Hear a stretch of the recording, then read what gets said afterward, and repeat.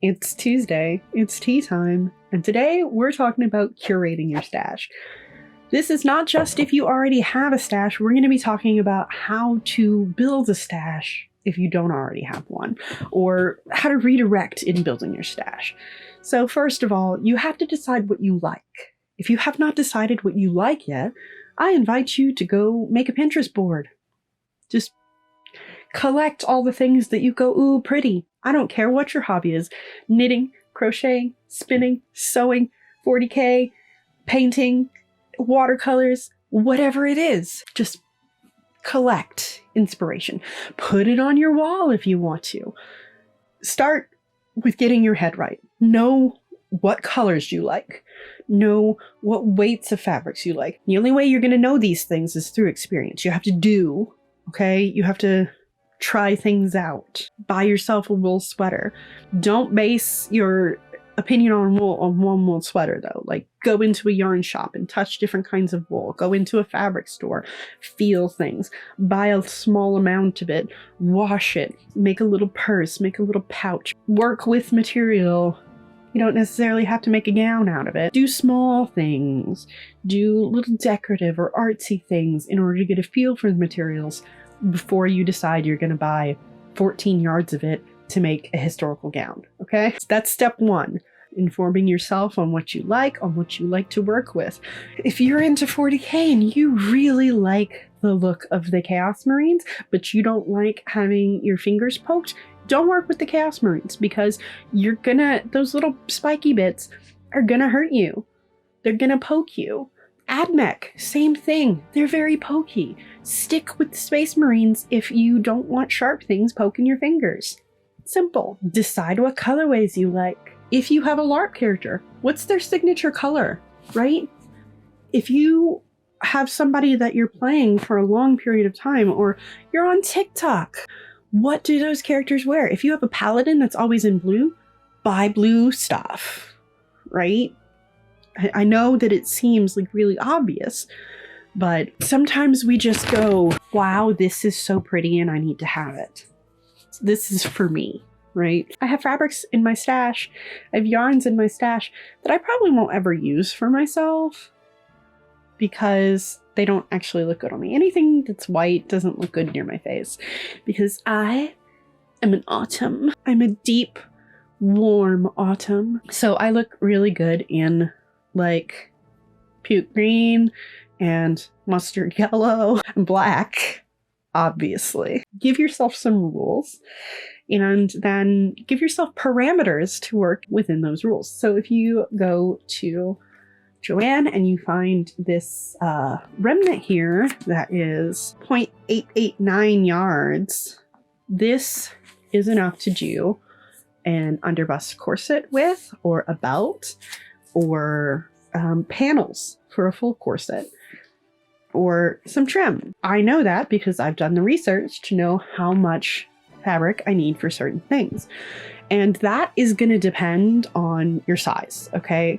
It really, really sucks, but I cannot give you rules like, oh, for a shirt, just get a yard, for a pair of pants, get 2 yards, because one, fabrics have different sizes, so you have to be mindful of that, whether it's a 45-inch fabric, a 52-inch fabric, a 60-inch fabric, or, you know, whatever. Second, the circumference of somebody's body is inexorably linked with how much fabric it's going to take. I have 44-inch hips, and that means that I'm going to need double the fabric that my child would need for the same pair of pants, because I take up more space, and you're allowed to take up space. I'm allowed to take up space. We are allowed to take up space. It's more expensive when you take up more space.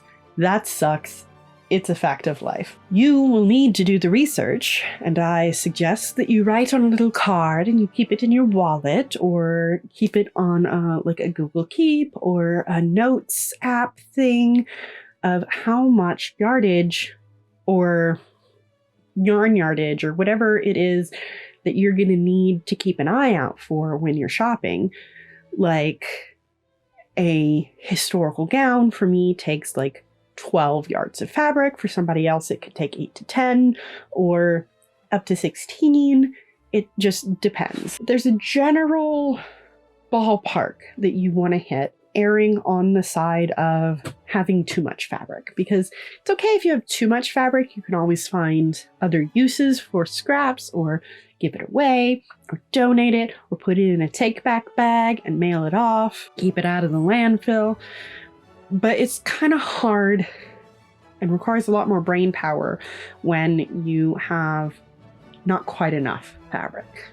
You have to figure out if you're gonna add some trim to the bottom of the skirt for the last 6 inches because you don't have enough fabric to make the skirt as long as you would like it to be. Or you're gonna put a whole center panel of a different fabric because you don't have enough fabric for all of the panels that you want to do. There are ways to be creative and get around that, but do some math, write some notes so that when you go off to the store, you know about how much sock weight yarn you need for a sweater for yourself, or you know how much yardage you need to make the type of skirt that you like to wear, or you know about how many little men a bottle of this paint is gonna paint.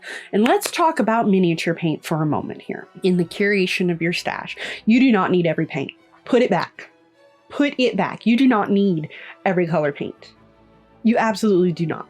You do not even need the triads of the paints in even most of the colors. I know how attractive and beautiful that it looks sitting on the shelf, beckoning you to just get every triad. Just be prepared for anything that you want to paint. Stop. Stop. You're gonna be crushed under the monolith of your paint stash. And paint does go bad. It does, especially if you don't seal it all away. You're gonna be throwing money down the drain. Buy paints that you like the colors of, that you will actually use. Learn color theory. Because really and truly, you only need 6 paints. Everything else is convenience. And I don't begrudge you the convenience. What I begrudge is the 57 shelves that hold 25 paints each when you only use like 12 paints for an army. I didn't need that much paint. The pressure of the community is what made me buy that much paint. You don't need that much paint. Curate your paint. Keep what you need. Look at your army. Write your paint recipes down. Write it down. For goodness sakes, everybody. Write it down. When you're making a project and you're like, how much fabric do I need? Go through your notebook with your old projects and be like, I used this much yardage of this velvet for this. Write it down. Write all of the deviations from the pattern or deviations from the army color scheme that's in the book that you used. Write it down. Keep a note. Keep a log. Keep a record. This is unreliable. Write it down. Do I know how many little miniature men I have sitting in my basement waiting to be put together and painted? No, but I will eventually, because I'm going to write it down. I'm going to get on top of all of this. I'm going to know exactly how much yardage I have in my fabric. I'm going to know exactly how much yardage I'm going to have in all of my yarn. I'm going to know exactly to the tiny little dude how many dudes I have unpainted. I already have a log of everything that I've got painted. I've got a spreadsheet of everything that is painted. So we're on the road. Once you've pulled everything out and you're looking at it, if you want to KonMari it, which there's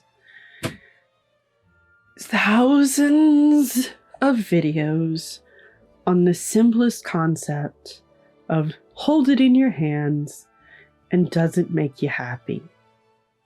If it does, then keep it. If it doesn't, thank you for bringing me joy when you did. Please go bring someone else joy and get rid of it. I guarantee you there is somebody who wants the stuff that you don't want anymore. I guarantee you. Go through your stash, decide what you're going to keep, write down what you're keeping, measure it, write the yardage down, keep a log, be scientific about this. Yes, it's a lot of work, but then in 5 years, when you're like, oh, do I have enough of this fabric to do this thing? You can look in your log and you can say, I have 4 yards. That is exactly how much I need. If you're like, oh, they just dropped a new Skitari horse thing and I want to see if I have enough little AdMech dudes to make an army. You can look up in your log and be like, oh yeah, I have 4 boxes of this, and I got some Cataphren destroyers that I put together, but I never even primed.